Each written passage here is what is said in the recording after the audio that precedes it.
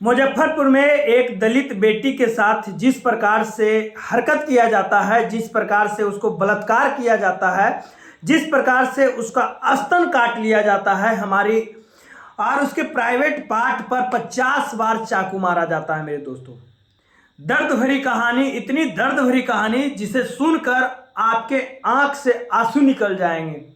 वहां पर तमाम लोग जो पक्ष में हैं और विपक्ष में हैं, पक्ष वाले तो नहीं पहुंचे लेकिन विपक्ष वाले पहुंच गए। मेरे दोस्तों, मैं बात करना चाहता हूं मुजफ्फरपुर बिहार की बात कर रहा हूं। एक दलित बेटी के साथ 14 साल की बेटी के साथ इस प्रकार से दरिंदगी भरी बलात्कार होता है और उसका हत्या हो जाता है। मेरे दोस्तों, कर दिया जाता है, होता नहीं है, कर दिया जाता है और बेरहमी से मारा जाता है।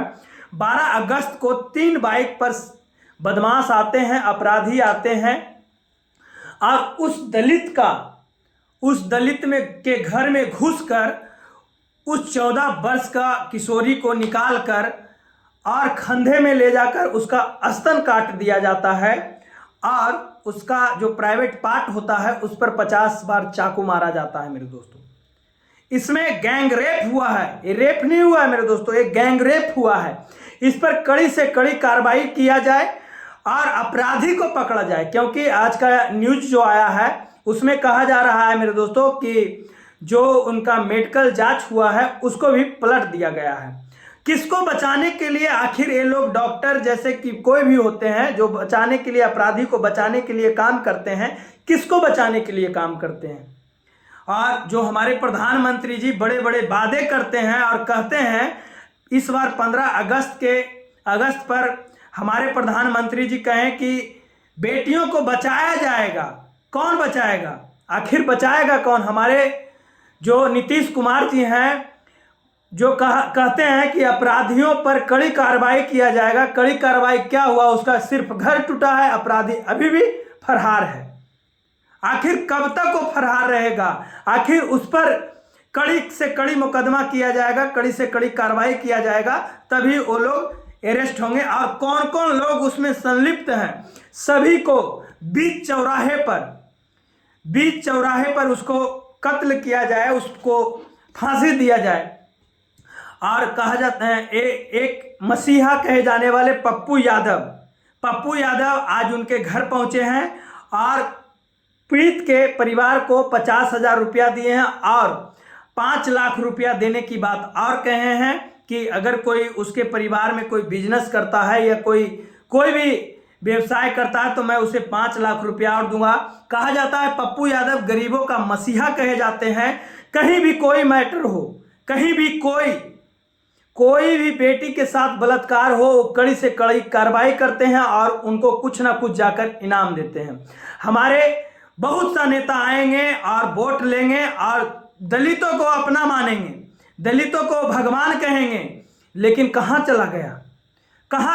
आज उस गरीब परिवार के यहाँ कोई नहीं पहुंचा है, लेकिन सिर्फ पप्पू यादव कुछ ना सोचते हुए, आखिर पप्पू यादव ही हैं और एक संजय यादव जो अपराधी है, संजय यादव को फांसी का मांग कर रहे हैं कि उसको जल्द से जल्द फांसी मिलना चाहिए। वहाँ के लोग कहें कि ये यादव लोग ये करते हैं, वो करते हैं। यहाँ पर पप्पू यादव कहें कि यादव की बात यहाँ नहीं होता है, मैं भी यादव हूँ, यहाँ यादव की बात नहीं होता है, यहाँ अपराधी की बात होनी चाहिए। यहाँ जाति में मत बांटिए, यहाँ पर बेटी बचाने की बात करें, वो चाहे किसी का जाति हो, वो चाहे भूमिहार का जाति हो, राजपूत का जाति हो या यादव की बेटी हो, किसी का बेटी हो, उसे बचाने के लिए पप्पू यादव डिमांड किए हैं और उसको कड़ी से कड़ी कार्रवाई करने की बात किए हैं। मैं बता देना चाहता हूं, जो ये संजय यादव है, संजय यादव के घर पर बुलडोजर चलाया गया है। संजय यादव का फांसी का मांग हो रहा है कि जल्द से जल्द उसको फांसी पड़ना चाहिए, जल्द से जल्द उस पर कार्रवाई करनी चाहिए, कार्रवाई होनी चाहिए, क्योंकि 12 अगस्त को ही घटना हुआ है। 10:30 बजे वो संजय यादव आता है, 3 बाइक पर सवार होते हैं। आखिर संजय यादव के साथ तो और व्यक्ति थे, आखिर संजय यादव को ही घर क्यों तोड़ा गया? जितने भी लोग थे सभी को घर पर बुलडोजर चलना चाहिए, जितने उसमें अपराधी थे सभी को फांसी पड़ना चाहिए, क्योंकि अपराध इस तरह से बढ़ रहा है रेप इस तरह से बढ़ रहा है, जब तक बीच चौराहे पर वो लोग को फांसी नहीं पड़ेगा, जब तक अपराध करने वाला संभलेगा नहीं। क्योंकि मुकदमा 3 महीने के अंदर कार्रवाई होनी चाहिए। ये नहीं कि वो गरीब परिवार की बेटी को डरा धमका कर उससे कुछ भी साइन करवा कर वो मुकदमा को बंद करवाया जाए। नहीं मेरे दोस्तों, उसको 3 महीने के अंदर संजय यादव के साथ जितने भी अपराधी थे, अभी तक वो अपराधी पकड़े नहीं गए हैं, लेकिन संजय यादव के साथ जितने भी अपराधी थे जल्द से जल्द कार्रवाई होनी चाहिए। कहा जाता है मेरे दोस्तों, जो पक्ष में यहाँ पर चिराग पासवान है, अभी तक कोई उसका रिएक्शन नहीं दिए, क्योंकि ये लोग को वोट सिर्फ लेना है। गरीब से कोई मतलब नहीं, दलित से कोई मतलब नहीं, गरीब बेटियों से कोई मतलब नहीं। सिर्फ चुनाव आएगा तो ये लोग वोट लेने के लिए सब रूप अपनाएंगे, सब रूप, जितने भी रूप हैं, दलित बन जाएंगे, जनरल बन जाएंगे, सब रूप अपनाएंगे। लेकिन जब गरीब को बचाने की बात आती है, बेटी को बचाने की बात आती है, तो सब रूप चेंज कर कर वो नेतागिरी की बात करने लगते हैं। लेकिन पप्पू यादव आज भी वहां पर पहुंचे हैं और डायरेक्ट अपराधी का फांसी का मांग किए हैं, फांसी पड़ने की बात किए हैं कि उसको जल्द से जल्द हम कितने बार संसद भवन में अपराधियों के लिए आवाज उठाया, लेकिन आज तक ये सरकार कुछ नहीं कर पाई। सरकार को जल्द से जल्द कड़ी से कड़ी कार्रवाई इस पर करनी चाहिए। 10:30 बजे संजय यादव 3 मोटरसाइकिल से आते हैं और उस दलित परिवार को डरा धमका कर लेकर चले जाते हैं। बहुत दिन से ये पीछा कर रहा था संजय यादव। 45 साल का संजय यादव वो 14 साल की बेटी से शादी करना चाहता था। वो संजय यादव 14 साल की बेटी को। बात नहीं बनी तो कत्ल किया गया, उसको साथ रेप किया गया। आखिर वो दलित का, वो गरीब है, वो बेटी का क्या कसूर है? वो बेटी का बाप मजदूर है, उसका क्या कसूर है? लेकिन इस पर कड़ी से कार्रवाई सरकार को जल्द से जल्द कड़ी से कड़ी कार्रवाई करनी चाहिए।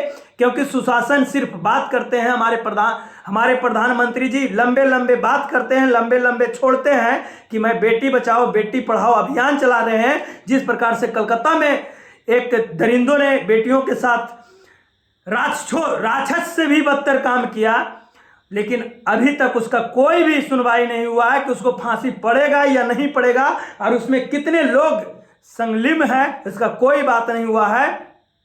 जो उसी तरह से बिहार में संजय यादव एक गरीब परिवार की एक दलित बेटी के साथ इस प्रकार से बर्दाश्त करता है और सिर्फ उसके घर में बुलडोजर चलाकर बस उतना ही कर सब लोग शांत हो जाते हैं।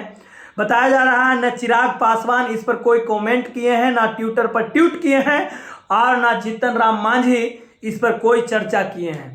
ये लोग तो दलित का कहते हैं, दलित का भगवान है। ये लोग काहे भगवान नहीं है, काहे नहीं उस पर बात कर रहे हैं? क्योंकि उसकी सरकार है, क्योंकि वो सरकार से जुड़े हैं। अगर बात होगी बचाने की तो पूछा जाएगा, उनसे सवाल किया जाएगा कि आखिर आपकी सरकार में कैसी ये जंगल राज है या मंगल राज है। उससे पूछा जाएगा कि ये जंगल राज आखिर आपकी सरकार में आए कैसे, आखिर अपराधी अभी तक बचा हुआ कैसे है, आखिर अपराधी अभी तक बचा हुआ भागा फिर रहा है कैसे, आखिर उसको क्यों नहीं पकड़ा गया है। इस पर कड़ी से कड़ी कार्रवाई होनी चाहिए। अपराधी कोई भी हो, कोई भी जात का हो, बेटी को बचाना है तभी आपका भविष्य बनेगा, बेटी को पढ़ाना है तभी आपका भविष्य बदलेगा। अपराधी कोई भी जात का हो, सब लोग साथ मिलकर आवाज उठाइए, सब लोग साथ मिलकर उस पर कड़ी से कड़ी कार्रवाई कीजिए। क्योंकि सरकार, पुलिस प्रशासन उसको अभी पकड़ने में सफल नहीं हुआ है। जल्द से जल्द उसको पकड़ने का काम किया जाए। बाकी के लिए जय हिंद, जय भारत। ये वीडियो किसी को दुख और किसी को परेशान करने के लिए नहीं बनाए हैं। ये वीडियो आपकी लाडली को बचाने के लिए वीडियो बनाए हैं, आपकी बेटी को बचाने के लिए वीडियो बनाए हैं, आपकी फूल को बचाने के लिए मैं वीडियो बनाया हूं कि आपकी अपनी बेटी को सुरक्षा खुद करे और उस पर कड़ी से कड़ी ध्यान भी दीजिए। अगर उस पर कोई आँख उठाए तो हम लोग आँख फोड़ने का काम करेंगे। बाकी के लिए जय हिंद।